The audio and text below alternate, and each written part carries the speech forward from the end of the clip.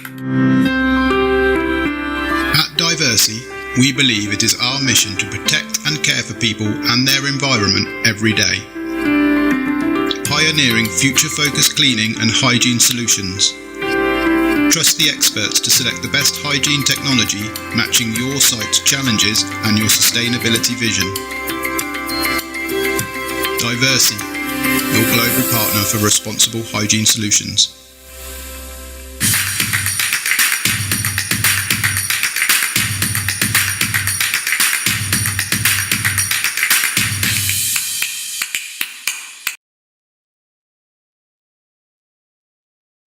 Good afternoon, ladies and gentlemen, and welcome to this episode of the Diversey BW Hotelier GM Show Season 4. Today is the last day of the season and the penultimate show. I just have one more to go after this. That'll be later this evening at 5:30 p.m. So as we enter the final stretch of this season, I want to begin by expressing a sincere gratitude to our moderators, our speakers, our viewers, and our solid partner, solid as stone, Diversey, a great partner to be with, one who puts their money where their mouth is, and also the teams at BW Businessworld and BW Hotelier, who've helped make this one of our strongest and most widely watched seasons yet. Perhaps the industry's best IP thus far. And 4 seasons running, that's hundreds of shows. This season has revolved around one defining idea, and that is India at the hospitality inflection point, redefining excellence across every stage segment. And today's episode examines one of the most important commercial realities in Indian hospitality, that is sustaining margins, scaling quality, the mid-market balancing act. Look, I always call the mid-market the belly of the business. This is where the action is. This is where the consolidation is. This is where the growth is. This is where everybody is jostling for space, taking over hotels, creating partnerships, launching new brands. Because if there is one segment where the pressure is really there every single day, it is the mid-market segment.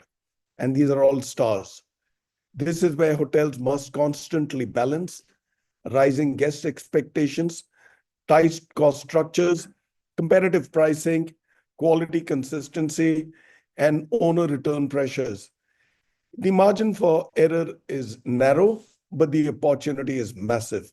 So the key question before us this evening is, how do general managers perfect and protect profitability while still delivering quality, relevance, and growth in the mid-market segment?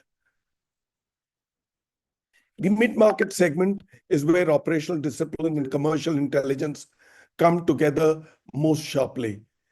Guests today expect more, owners demand stronger returns, and teams must deliver both consistency and efficiency without waste or overreach.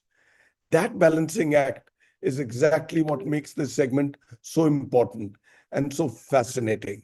I'm delighted to be joined by such a strong panel of leaders who are navigating this challenge every day. Permit me to begin and go ahead with an introduction, and let me bring in the stars one by one. First of the blocks who'll open his window and show up is Yogeshwar Bhatt, who's the Cluster General Manager, Hilton and Hilton Garden Inn, Lucknow, Gomti, Nagar. Welcome to the show, Yogesh.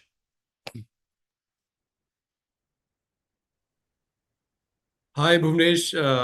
Pleasure to be back on this show. I remember last year, and thank you for giving this opportunity to me this year as well. Thank you so much. The pleasure is ours. Welcome to the show. Next in, all the way from Odisha, Puri, where Lord Jagannath rests, is Shitanshu Bhargava, who's the Area Vice President Operations for Sterling Holiday Resorts. This is the first window for anybody from Sterling. Welcome to the show, Shitanshu. Thank you so much, Mr. Khanna. That was incredibly a generous introduction. I must tell you, your warmth and the way you carry the show makes every speaker feel truly welcome, and that itself is a masterclass in hospitality. So thank you so much. You're kind. You're kind. Those are very generous words that I don't deserve, but I take them with both my hands folded. Next in is the lady of our show, Bhopal girl Aarti Tuli, who is the palace manager for the Sadar Manzil Heritage by Atmosphere in Bhopal. This is also the first time anybody from Atmosphere is on the show. Welcome to the show, Aarti. Thank you so much, Mr. Khanna. I am delighted and this is my pleasure to be a part of BW Hotelier, the GM show for the first time. And it's pleasure to be here. Thank you so very much for the opportunity. Thank you. Thank you. Thank you for your time and thank you for this gracious introduction. Thank you. Next in is Himanshu Kumar, who's the General Manager, RBD Sarovar Portico, Outer Ring Road, Bengaluru. Welcome to the show, Himanshu.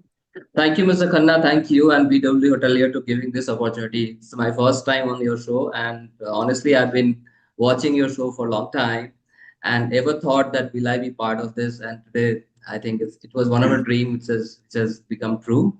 And in fact, I would definitely appreciate you. Yesterday, I was watching the conversation for second show where the mid-scale hotels were appreciated by you, and it means a lot because it's not always people talk about us. I mean, the kind of effort goes into managing the mid-scale hotel. So thank you so much for this opportunity. Look, you're second to none. You're actually leading the pack in your own classification. So don't stress, we'll back you up. Thank you again for being there, Himanshu. Last but not the least, my friend from Mumbai, who's the general manager of the Fern Mumbai series by Marriott, Arindam Sarkar. Welcome to the show, Arindam. Good afternoon, Bhuvanesh ji, and thank you so much for bringing in this GM show for all of us. I mean, the kind of energy I can see you are bringing in on the table is amazing. So thank you so much. It's a pleasure for me to be a part of this show. Let me take some encouragement from your kind words and get rolling with the first question. And that goes to you, Yogesh. May I begin with your permission? Absolutely, sir. Absolutely. Yogesh, you are the cluster lead operations, right? And tell me, your operations often reveal how differently performance must be managed, even within similar market and brand environments. When you're balancing two Hilton assets within the same ecosystem, where do margins get won or lost most quickly? Well, Mr. Khanna, it's all about multi-asset efficiency within both the properties. On paper, two hotels should give you a scale of advantage. That comes with share procurement, combined buying power, and centralized support systems. Which is your sales, which is your IT, which is your engineering. By doing this, you end up, but if it is not aligned well or tight enough, you end up duplicating cost instead of optimizing them.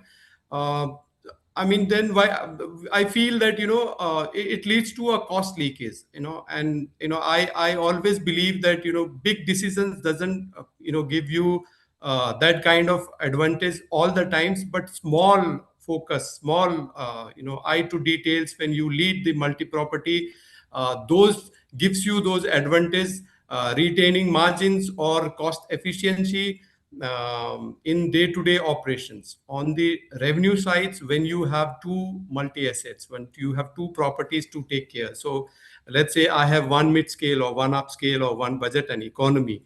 I always go in the market with my sales foot soldiers that we have so many options to sell. I have mid-scale market to sell based on the client or guest or company's budget or their requirement. If both the hotels are not clearly positioned, your risk of eating each other revenue instead of complementing demand. So pricing strategy, segment mix and distribution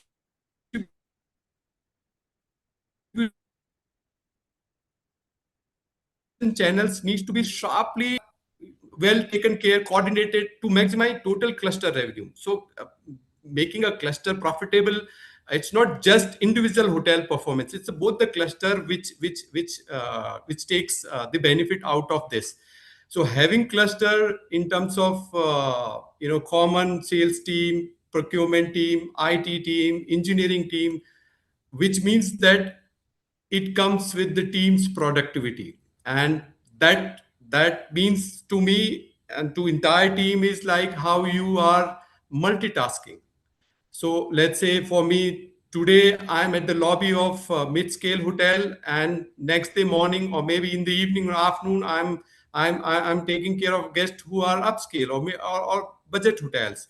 So in the both the cases, what is to be well taken care that are each actions are each decisions are helping both the properties, leading towards the revenue generation and profit maximizations.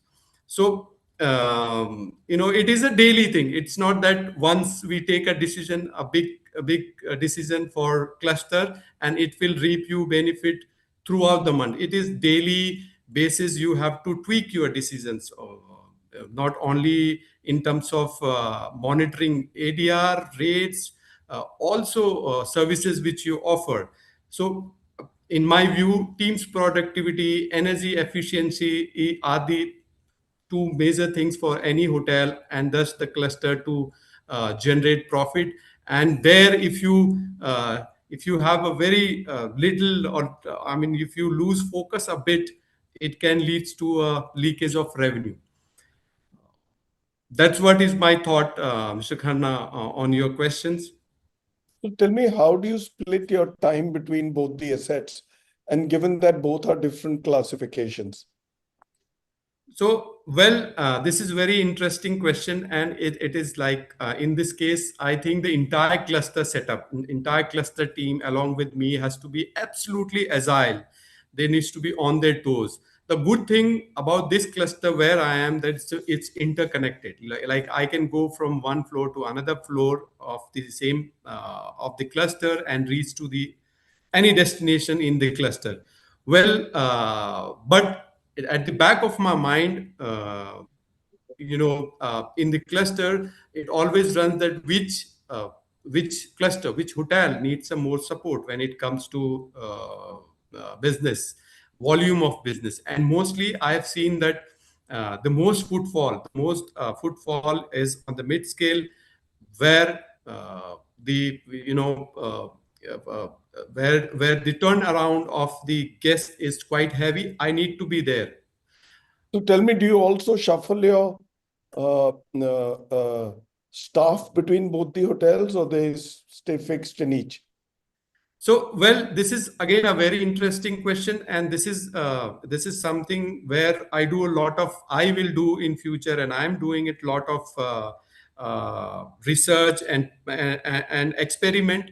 But currently, what I have thought and what I'm going to do is that for at least a period of 3 months, I'm going to have a one set of team who will take care of the X hotel, and after 3 months, they go to Y hotel. So in that case, what happens? The team is well trained on one set of hotel. They take a break, maybe a 2-3 days off and break, and then go to a upscale hotel, then get trained there. So in a year, my entire team is well trained, and then they can quickly shuffle. One thing is very interesting here. I believe that few department remains same. Let's say housekeeping. Well, it's mostly a size of room and the room fixtures and furnitures and the component of the rooms which are there in mid scale or upscale. So apart from that, the basic job of a housekeeper remains same between both the hotel. That's very interesting. Thank you so much, Yogesh. Let me now walk across to Shitanshu. Shitanshu, you are the, much like Yogesh, you're the Area Vice President Operations, Sterling Holiday Resorts, Puri. Tell me, how many hotels report into you? 6 hotel is under me. So Sterling Puri is one, which is 121 rooms hotel. Then we have Sterling Arca Suites, which is 45 rooms, all suite room hotel, which is we started operation in the month of December. Just give me the list. I don't want when they started. Okay. And Sterling Padampench, Sterling Kanha, and Sterling Tipeshwar. All right, lovely. So tell me, Shitanshu, the leisure-led mid-market hospitality often has to balance aspiration and affordability much more delicately than urban business hotels. I'm sure you would agree. Yes. So in resort-driven environments, how do you maintain quality and guest delight without allowing cost structures to run ahead of commercial reality? It's extremely important that, we have to stay within the cost structure, but mindful of the commercial reality. Yeah, thank you so much for this. It's a very relevant question, and it is perhaps the most delicate balancing act that we face as a leader in the hospitality on day-to-day basis. So, but at the same time, what I feel that truth is quality and cost are not opposite. They work best if it is managed with clarity. So in the leisure hospitality, the biggest mistake that most of the time we do is we get confused between the guest delight with our delivery. Guests don't remember how much you spent. They remember how the experience made them feel. So at the resort, our role is not to add more, but to make what we offer feel relevant, consistent, and worth repeating. That's where the quality and commercial discipline comes together. So I tell you, in a Sterling or any brand from that point of view is we must create the experience, not the cost layer. So some of the local cultural touch points, some guest engagement, or even the regional storytelling, these creates a strong recall without any heavy cost addition to our system. So these are, it's about all meaningful design, not the expensive addition that we do and which, eat your cost. So another aspect is we must protect the front end experience, and we need to optimize the back end as well. What guest sees is food quality, room comfort, service warmth, which is always non-negotiable. However, when it comes to efficiency always comes from the behind the scene, procurement discipline, inventory control, operational planning. So I think these are the critical aspects which gives you yield. At the same time, in resort environment, demand is very cyclical. So we ensure that, staffing, inventory control, operations are flexible and which is aligned to the occupancy patterns, not fixed at the peak levels throughout the year. Also, I think if team is well trained, they can reduce the wastage, whether it's a housekeeping, amenities consumption, or even the kitchen yield. So without compromising the guest experience, these can always add to your profitability. The another aspect is I think we must invest on preventive maintenance and infrastructure discipline, because if you have invested properly in your preventive maintenance, it reduce your heavy cost which can come after some time. So that is the another aspect. Another very critical thing is guest feedback always help us to identify what is driving the satisfaction and are we investing in the right area or not. So once we have the clarity from the guest based on their feedback, we ensure that investment is done in the right area rather than don't and which translates into the value. Another aspect is we must focus on our repeat value, not one-time impact. A returning guest can be, far more valuable than a guest which is impressed once. So the goal is consistency and relevance, not the excess of anything. I think in leisure hospitality, profitability doesn't come from doing it more, but it comes from how we are doing it matters. And more important is we must deliver it consistently. So that is critical. Thank you, Shitanshu. Tell me which property is behind you. This is Sterling Puri.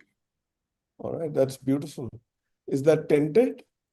Or No, these it's we have the cluster. So there's a block, and it's just next to the Bay of Bengal. So you can All see. right. Okay, so this is right on the Bay of Bengal. Lovely. Thank you, Shitanshu. That was a valuable response. Aarti, you're called the palace manager. That's a very the novel way of calling out for a rank and designation. Tell me, heritage-led hospitality often carries emotional and experiential expectations that can be difficult to align with disciplined operating models. They're not built as box hotels. Right. How do you preserve the richness and distinctiveness of a heritage experience while still running it with sharp commercial logic? Thank you so much for your question. It's a very relevant question. First, I will tell you why my designation says it's a palace manager, because I am managing a place which is 127-year-old heritage structure and converted into a hotel.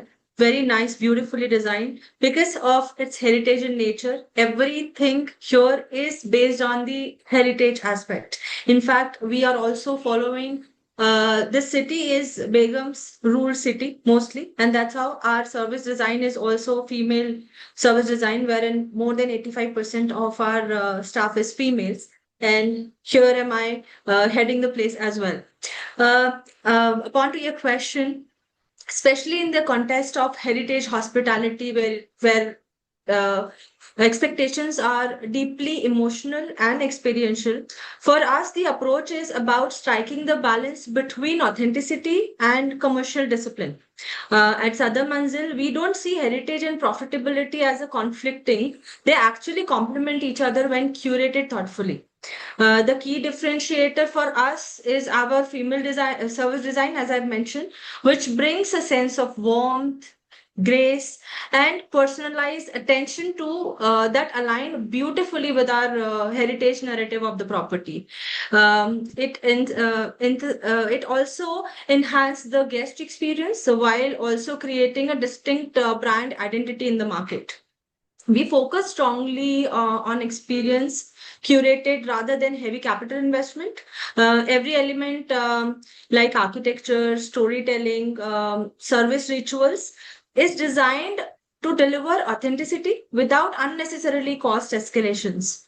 Another important aspect is story-led value creation. The guests are these days not just booked to stay, they are engaging with the story, with culture, and a legacy.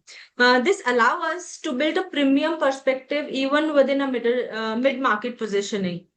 We also follow a sensitive investment approach, investing only in the areas that can enhance guest satisfaction, their experiences, or also drive the revenue, such as curated dining, cultural evenings, and personalized services to them.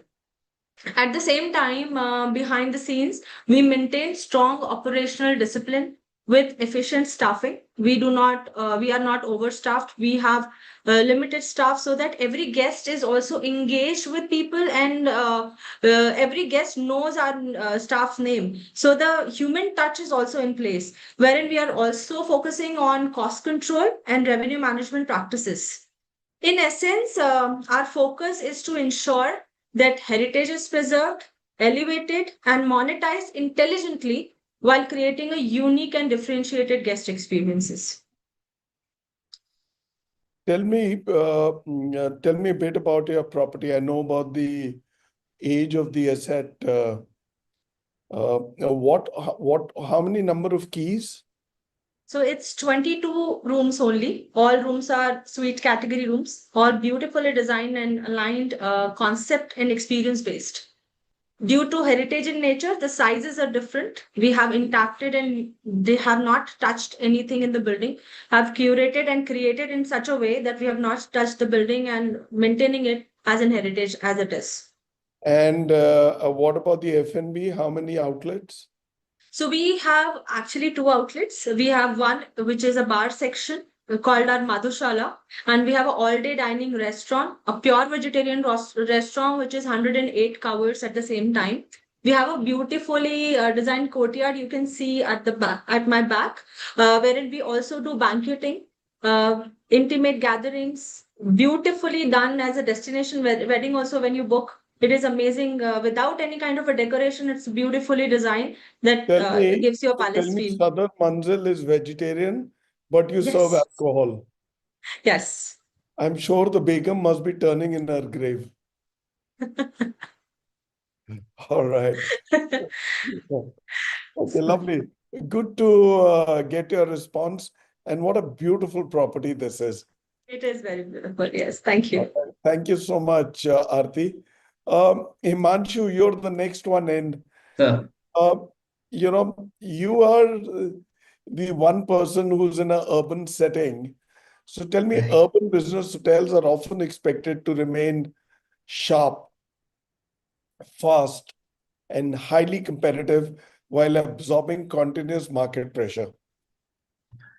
Right. Very relevant question to me. In a business-heavy market like Bangalore, what most directly protects margins without weakening the guest experience in your view? Right. A very valid question and very relevant to my hotel positioning. So allow me to introduce a bit of my hotel position. We are positioned on the most famous outer ring road of Bangalore, which is famous for traffic, by the way. Famous or infamous? Either way, it is famous. So on a Marathali stretch, and but good advantage that it is just we are just walk away from one of the largest tech park, Bagmane Business Tech Park, which is also hosting many MNCs like Nvidia, Amazon, Google, Samsung, NatWest, ENY, you name the companies there.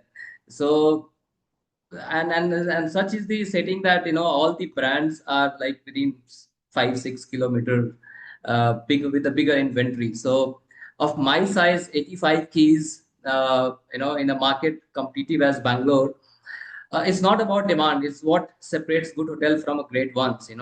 So in Bangalore, we all know the corporate demand is very strong. Competition is constant, and cost moves faster than tariffs. The question is not about driving revenue, but about protecting margins without diluting the guest experience. And that's where we focus more. And the answer is simple yet demanding. Operational discipline at every level is what we focus a lot on. Coming back to your question, let me explain the urban business economics, how we do it. So Bangalore is not a seasonal market. It's one of the market which is daily performance market. For example, we all know that May to August is off season for most part of the country, but Bangalore has a high demand. It's always on a top pick. Reason being that this is the time when a company they have a new hires, or relocation. So there's always a huge demand into all the tech companies. So like May to July is difficult to find even rooms in outer ring road area. So demand fluctuates by hour, and so is our strategy. Aesthetic thinking is expensive. Agile decision making is profitable. So which brings me to revenue discipline. Filling room in this market is very easy, but filling them profitable is what I call is leadership. Rate integrity, segmentation, channel management are I don't consider as a revenue tactic, but they are actually margin protection tools. What I consider personally, every unnecessary discount directly erode the value, not just the revenue. So less of discount, but better pricing strategy is always works for us. Next is the process efficiency. The most profitable hotels are not always the busiest one. this what I consider they are the smartest. A standardized process, lean operations, and the intelligent use of technology allow us to reduce waste, optimize manpower, and improve speed without the guest ever seeing the effort behind the scene. For example, our coffee shop.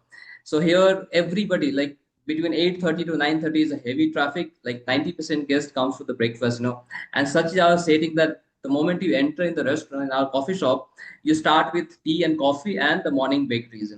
So by the time you reach your table, you have something to adjust yourself, and then everybody will try to finish in 20-25 minutes and rush back to the office or stand in lobby for checkouts. Uh, so this is how it is. Then comes how a smartly cost control executed, and I believe it is not a cost cutting but cost intelligence. Strategic sourcing, energy optimization, and productivity-led staffing ensure that we protect margin without touching the guest-facing element that define our brand. For example, our ownership also has, they produce about close to 10 megawatt of energy through the solar. So that gives us an advantage to save, we have a subsidy where we get very minimal electricity bill. That's a huge saving for a hotel like us. And finally, serving the consistency, which remains non-negotiable. I always say my team that this is something consistency cannot be negotiated at any cost. For us, inconsistency is more expensive than high cost. A guest may forgive price, but never unpredictability. Consistency build trust, and trust build repeat business. And the most profitable business we have is the repeat business. About proudly I say 40% of business are repeat business, and the average duration, stay duration is 2.5 days for our hotel. So to sum it up, margin today in Bangalore market are too protected by reducing service, but by elevating discipline, accuracy, and consistency in how we operate. Because in the end, I say a great hotel don't choose between profitability and the guest experience. We have to excel at both ends. Yeah, so that's how I sum it up. Very interesting. Thank you for a wonderful response. I've had some Thank you. fantastic responses, and you guys are great brand ambassadors for the mid-market segment. All right. It means a lot. It shows the segment is in good hands. So next in is Arindam Sarkar.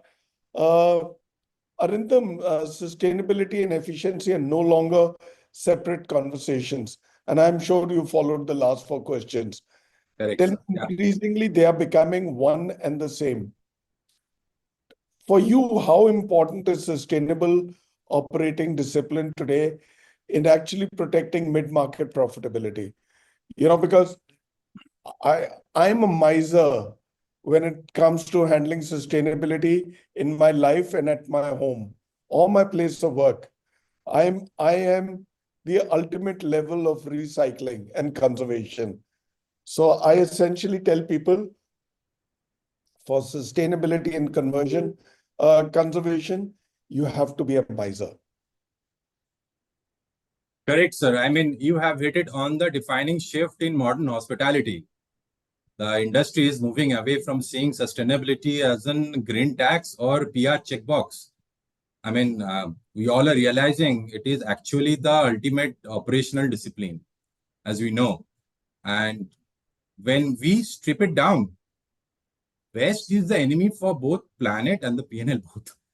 I mean, in the past, we have seen sustainability was often viewed as an added cost or added expense. And especially for the owners, they used to hesitate to install the solar plant I have seen before. But today, the most effective sustainability initiatives are those that drive immediate operational efficiency. So if I say I have, 4 to 5 points to, put emphasis on it. First and foremost goes to EMS. That's our energy management system, and the smart thermostats, the occupancy sensors are not just eco-friendly. They prevent the massive financial drain of cooling out the entire empty guest room. If the room is empty, the guest has not arrived yet. And they automatically designed, if the guest is coming in the arrival time in the 7 o'clock in the evening, it can start by 5 o'clock or 6 o'clock. so that you can reasonably save the entire day of cooling out the empty room. Similarly, the water conservations are very important for us. I mean, we are using low flow fixtures, laundry or STP water, which we recycle for gardening. So these all are adding up to the effectively the saving of my cost. And then comes the food waste analysis. We have 3 restaurants, and even for a matter of fact, in Mumbai, we understand that how the food and beverage industry is performing. And if we track down the waste through AI or some app, we can understand the kind of portion we are giving to the plate while hitting the diversion in the target. And I totally agree. One of my colleagues said about the preventive maintenance, which is a huge parameter nowadays to fix a leaking pipe or struggling a HVAC unit before it falls apart and gives a kind of a pain which can create a lot of financial loopholes in the system, and that can be plugged if you have a proper preventive maintenance system which can prevent the resource of waste of a total breakdown. And Fern is an ecotel property. As you know, the hotel I'm sitting in, it's a Fern Goregaon itself is a flagship ecotel property. And we have those SOP cards in the room where it says Save Our Planet, where we encourage the guest to recycle their towels and not to throw the towels for washing on a daily basis. So in a way, educating the guest behavior. Very frankly, Arindam, this entire exercise of towel and linen has gone on for the longest, is now the first rung on a tall ladder, right? Correct, sir. So Absolutely. So this is very basic stuff. The real sustainability aspects are elsewhere. Absolutely. Right? From food wastage. For me, food wastage. I just want to say this was the oldest one which we used to use, but then, the modern efficiency happens behind the scene. So the points I have said, like the energy management, and for today's world, the situation of the geopolitical movements, the saving of energy is paramount. And for a matter of fact, we do not use LPG gas banks at all in the hotel, and we're using PNG pipeline connection. So that also itself a huge level of saving of energy and giving a kind of a satisfaction and peace of mind when you know that there is uncertainty of the LPG in the market. So this all boils down to your checkbox where you are saving your cost effectively and increasing the level of sustainability in the market. So in a way, they both are working hand in hand. All right, lovely. Thank you so much, Arindam. That's a valuable response. I'll take a short 20-second commercial break. This is intermission time, and I'll circle back to you, Yogesh.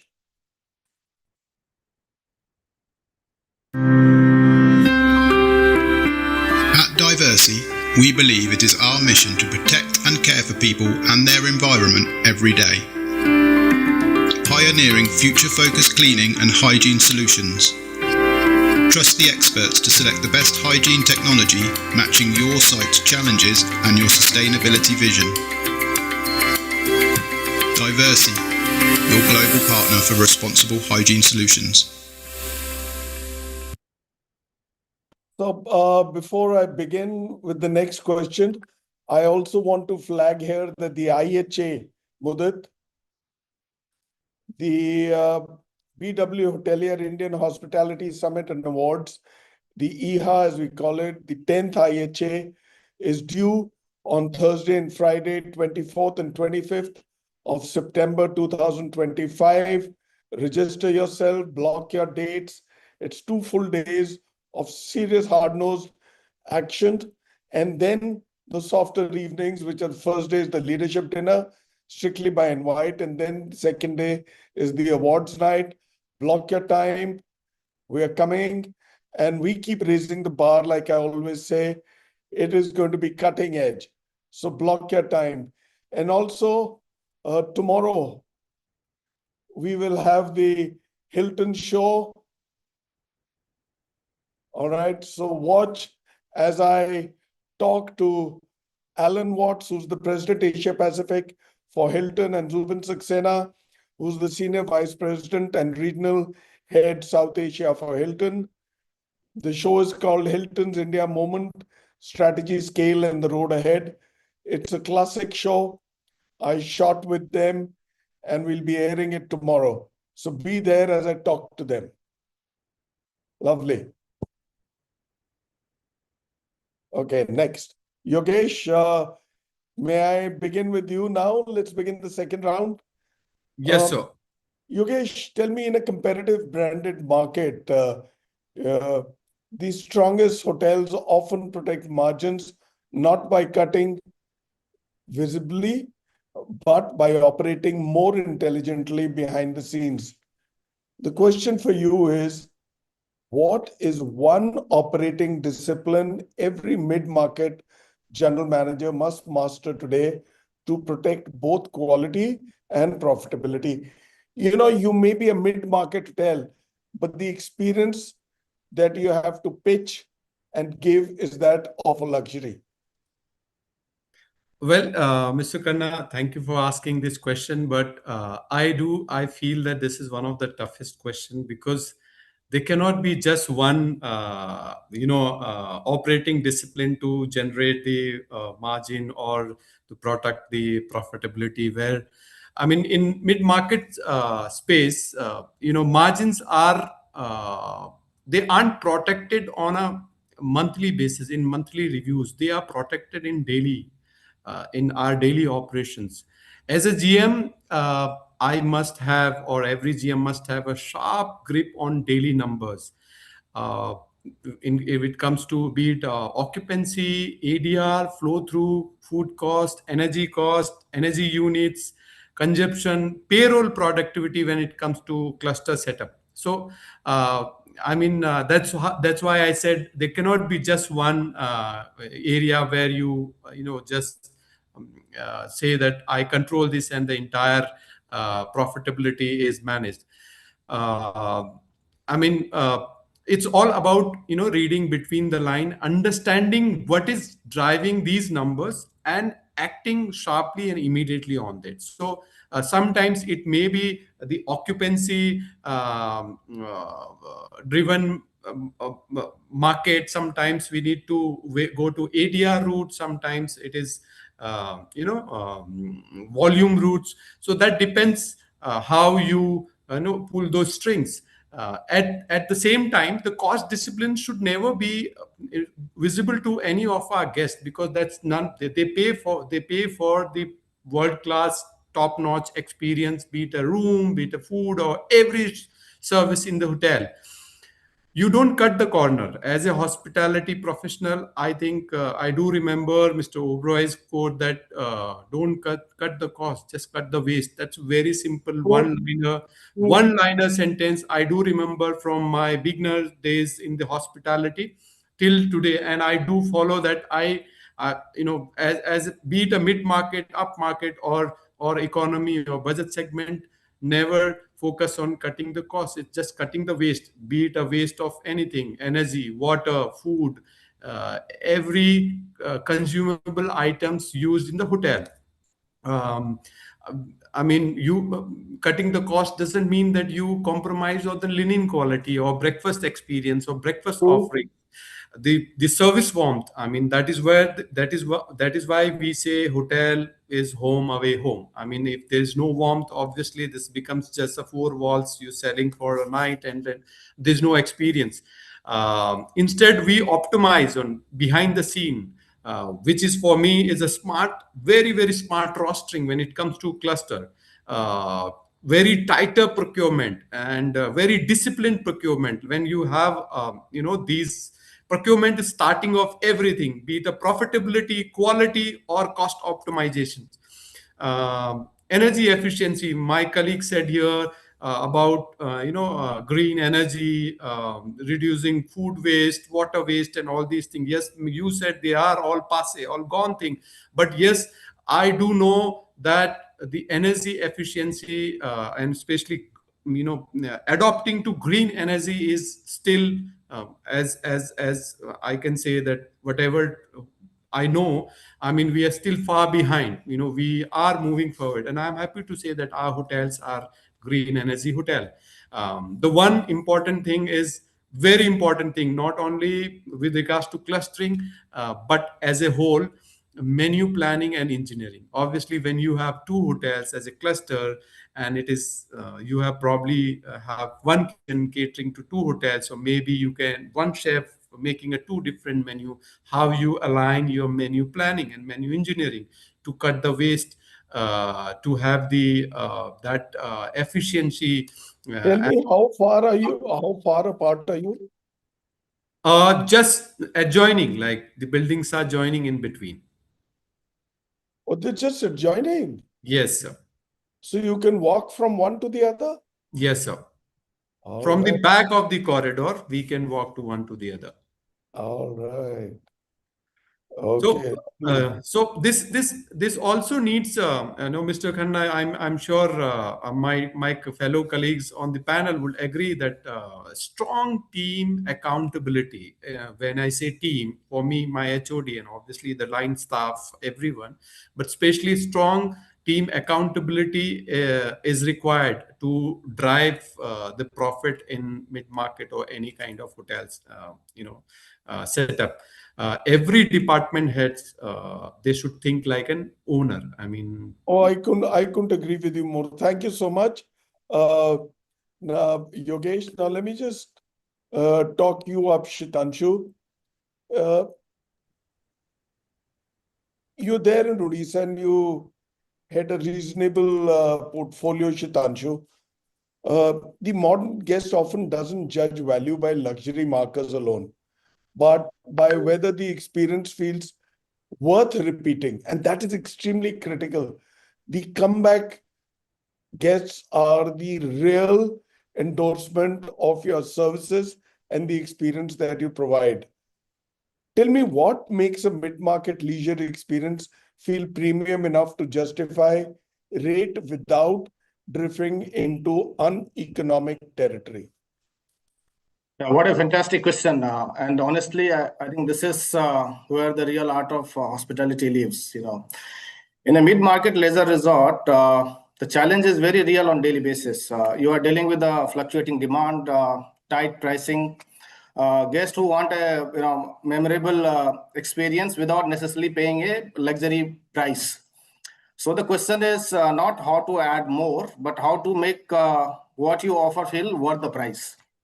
And that is also consistently and sustainably. So I think that is the trend that we have. In current scenario, the balance between perceived premium and the cost discipline becomes very critical. And the shift that we have seen on this is premium today is not defined by the luxury markers. It is defined by whether the experience feels worth repeating on that price that they have paid. So premium is again the perception, not the expenditure. Guests don't evaluate what you have spent. They evaluate the impact and how it feels. A well-designed space, the good service, good food often create a stronger premium perception than the high-cost addition that which is not which don't connect, in fact. So experience is something which is very, very important at this point. And even at Sterling, we focus on destination-led experience. Like if I take the example of Puri or Odisha. So every day we have the activities like, Patachitra workshop, sand art workshop. In the evening, we have Odissi, Gotipua dance. So, we always try to connect the guest with the local culture. And that is basically destination-led experience. And every destination had, that kind of experience, bouquet of experience, which we offer to the guest. So another aspect is consistency is what, sustain our rates. If it's a one-time great moment, that doesn't justify the price. So consistently, if we deliver something, that guest is going to take that moment with them. The another aspect is we should design for repeat behavior, not one-time impact. If the experience only works for one time, that is not going to be even economical for us.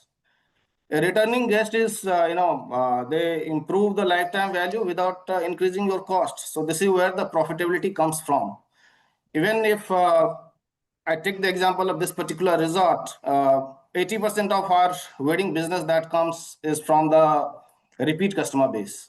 And even we have the good base of FIT who travels at least 2 to 3 times in a year for Jagannath Darshan.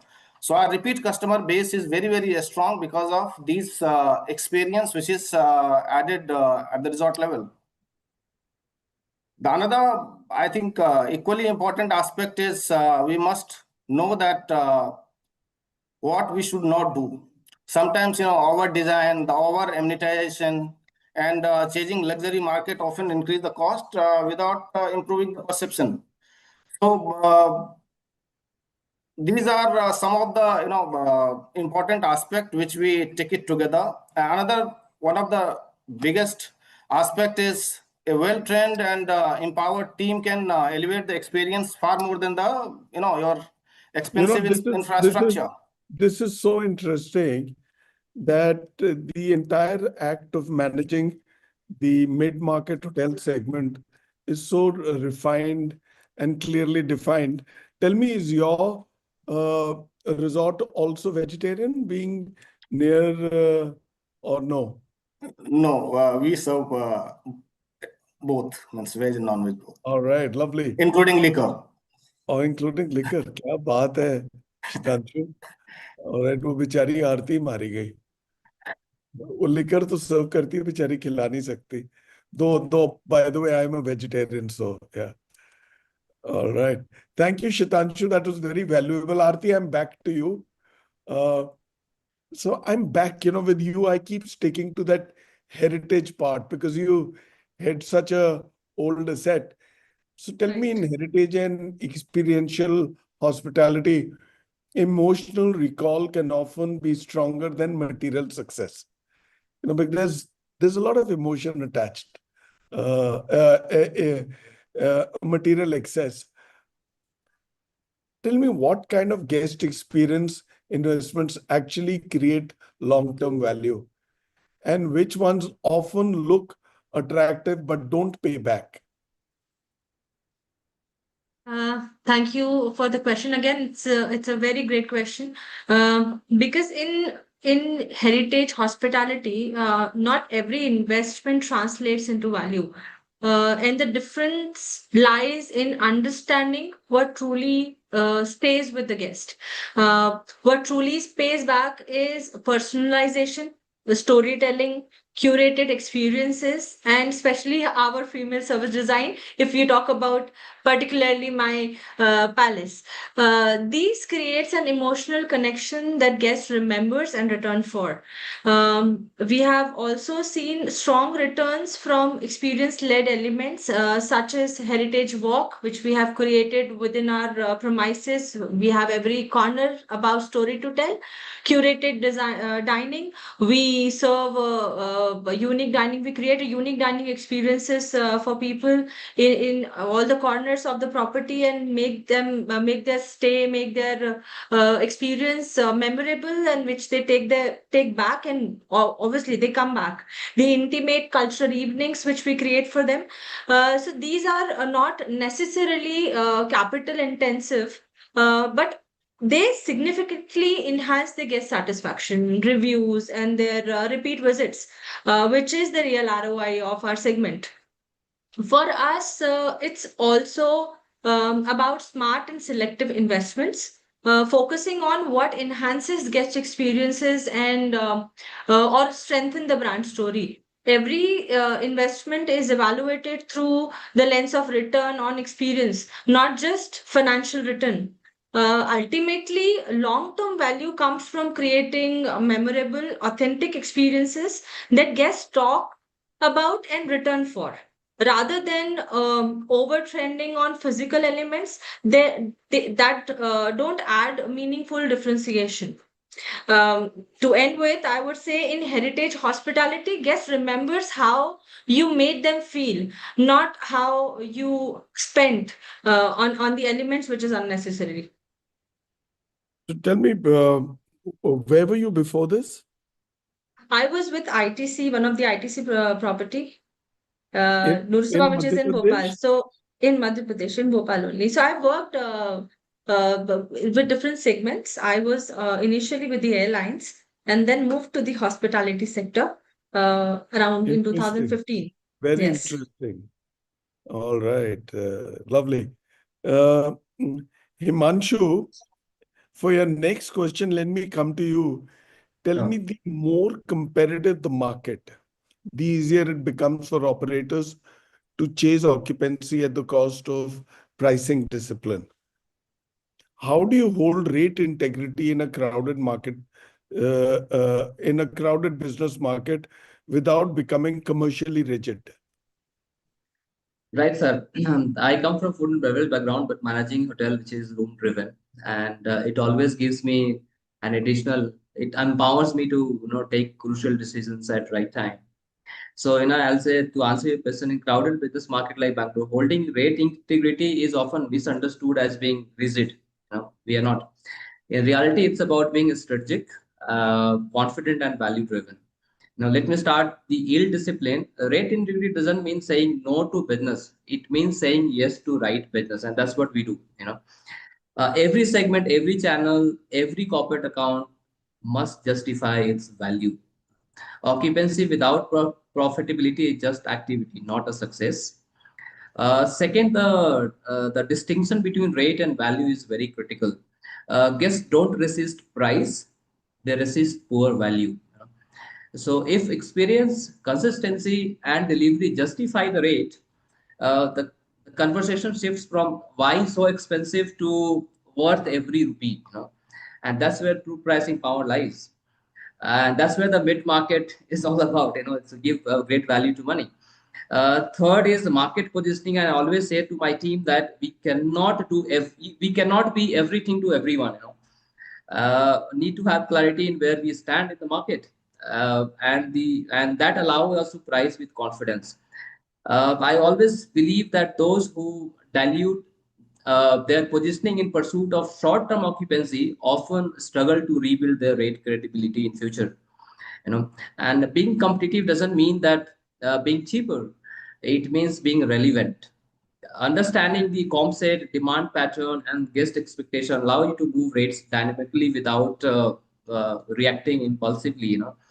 And finally, revenue confidence. This is what separates strong leadership from reactive selling. When we believe in our product, that's more important to believe in your product. And that gives a lot of confidence. Our services and our positioning. We hold our rate with conviction, and because the market always tests us. One same query flow to several places, but it also respects consistency. So holding a rate integrity is not about rigidity, but it's about discipline with flexibility and confidence backed by value provided by the team. Thank you so Because in much. the end, we are not selling the rooms, but we are selling experience, and those should never be undervalued. Thank you so much. That's valuable. Yes. Arindam, so you have to cut your response sharp. So you're the last one, and I've got a minute to close the show, but then that's fine. I can go 2 over. Tell me, the next generation of successful hotels may not necessarily be the most expensive, but the most disciplined, if I was to say so. If you had to redefine the future winning formula for mid-market hospitality in India, what would it be?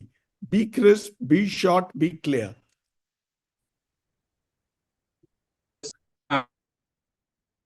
Yeah, so, luxury relies on the wow factor, as you know, but the mid-market success is there in the how factor. So that's what I define, how to get it done in the kind segmentation without cutting corner. At Mr. Yogeshwar said the same thing. The first would be my point would be the yield first discipline. Like, today's world, we are not looking at only occupancy or ARR. We need to finalize we have to master the RevPAR. If you are mastering the revenue per available room, then I think that's a way forward, and that can be done easily. Hyperlocal sourcing, I think we need to reduce the carbon footprint and supply chain cost by do it locally, from perishables to linen, whatever items possible. Of course, positioning of the hotel in terms of revenue management to the dynamic pricing. So if you have a dynamic revenue, you are quite sorted, and you can search through that real time before the competition rates. Second point would be my intelligent lean staffing. I think that's a smart way of working. Nowadays, hotels are not understaffed or overstaffed. It has to be optimally staffed. And to optimal staff, you have to increase the cross training. You have to ensure that the front desk associate, for an example, can manage to do the basic servicing in the lobby. Yeah, multitasking kind of a job which can solve your problem. Suppose an housekeeping supervisor is going to the room and handles the basic engineering, prevent a kind of a bottleneck in the service. And number 3 would be, of course, my favorite subject is F&B as a profit center. So not unlikely like luxury segment before or in the mid-segment hotels where F&B used to be a support. Now F&B should be treated as a standalone restaurant. If we have a mindset to understand the possibilities we can do for the F&B, it's amazing. From curated menus to multitask the job, it is a kind of a mindset shift required for the hoteliers, especially for the F&B staff, to do the maximization in the F&B revenue. And there's a huge scope in the, if you leverage to tap into a delivery market like Swiggy and Zomato would be a way forward. And of course, last point would be my consistency. So if you are a mid-segment hotel in Mumbai or Meghalaya, doesn't matter, but you have the sleep hygiene and digital hygiene. Sleep hygiene means your bed sheet, your bed cover, your mattress quality should be terrific, and your Wi-Fi should be smooth and uninterrupted. If you give this kind of a service, say is not just the one with the greatest lobby nowadays, of course, but with the tightest SOP. You may not have a grand lobby, but you should have a tightest SOP and lowest cost of guest acquisition. And if you can inculcate that habit into the every team member, like if they can treat the P&L of their own, then you are sorted. And I think that's a winning formula for the future. Thank you. You need to, by the way, fix your broadband. All right, sir. All right, you spoke about that being a must. By the way, also your shower has to be very good. Correct. Absolutely. Right. Absolutely. Yeah. Thank you so much, but fix your broadband. Okay, now I'm going to close the show. So I want to do this signature rapid sign-off round. I'm going to read out a line, and each of you have to complete this sentence within a maximum of 3 words. Let me begin with you, Yogesh. And the line is the same for all of you. Mid-market hospitality wins when, Yogesh? Mid-market hospitality wins when discipline stays daily. 3 words. 3 words. You're already 6. Discipline stays daily. All right. Daily discipline. Shitanshu? When value is consistent. All right. Aarti? Where the experience feels authentic. All right. Himanshu? Efficiency protects quality. Come again? Efficiency protects quality. Arindam? With response. I can't hear you, Arindam. Your broadband is a problem. I'm sorry. Hospitality with responsibility. All right. You need to fix your broadband, my friend. You were speaking about it, that it has to be in place. Excellent. Thank you all. Now, let me summarize the show. What clearly emerges from today's discussion is that the mid-market segment is not merely about affordability. It is about operating intelligently and operating intelligence. Yogeshwar highlighted how margins are often protected through disciplined execution across multiple assets. Shitanshu brought out the delicate balance between aspiration, guest delight, and commercial realism in leisure hospitality. Aarti offered an important perspective on how heritage and emotional richness can be delivered without compromising business logic. Himanshu reinforced the importance of rate discipline, efficiency, and market sharpness in highly competitive urban environments. Arindam reminded us that sustainability, efficiency, and long-term profitability are increasingly part of the same conversation. Collectively, what this discussion makes very clear is this: the mid-market balancing act is no longer a tactical challenge. It is now a strategic leadership skill. This, in my view, is perhaps the most important and happening segment. The next Kurukshetra is already happening here, right? The consolidation, the takeovers, the mergers, the acquisitions. The branded segment is booming here, right? So that's where the action is.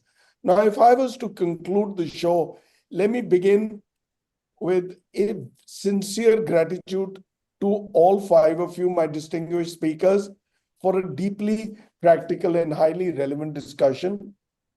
And also a huge thank you to our valued partner, Diversity, to my colleagues, the teams at BW Businessworld and BW Hotelier, who've produced these shows over the past 7 or 8 weeks, back to back, 4 shows a week, 2 shows a day. It's not easy. Scheduling is a tall order, a mean task. It calls on a lot of rigor and follow-up. And to our growing audience of hospitality professionals across India and beyond, as we enter the closing leg of season 4, which is today, this was the penultimate show. This is over. The next show in the next few minutes, 20 minutes, is going to be the last. I want to say this with gratitude and pride. This season has opened and continued with some of the strongest viewership and engagement we have seen yet.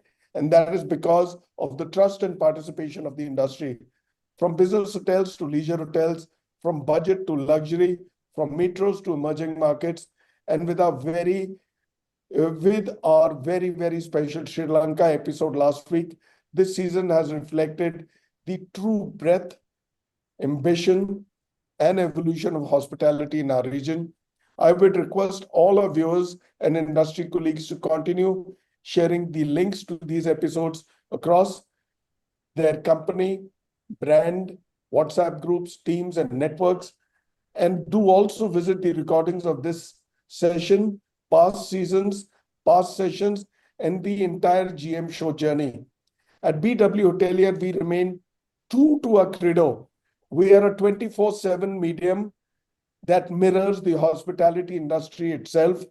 And at BW Hotelier, we say the sun never sets. So do stay with us, because even as this season draws to a close, we will continue to innovate, create, and surprise through new conversations, new formats, and both vertical and virtual and on-ground experiences. And before I sign off, one important reminder to the industry: please block your dates for the IHA 2026.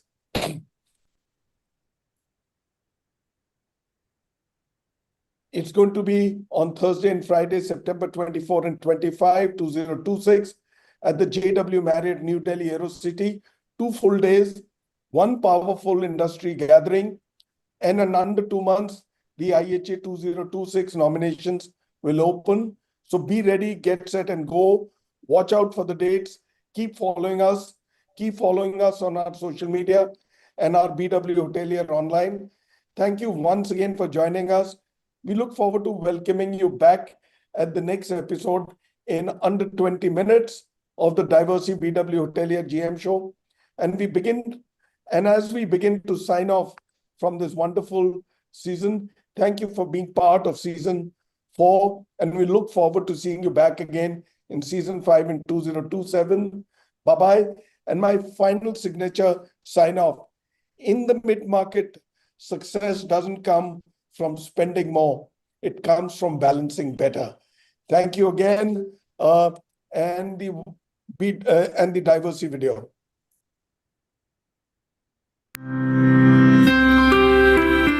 At Diversity, we believe it is our mission to protect and care for people and their environment every day. Pioneering future-focused cleaning and hygiene solutions. Trust the experts to select the best hygiene technology, matching your site's challenges and your sustainability vision. Diversity, your global partner for responsible hygiene solutions.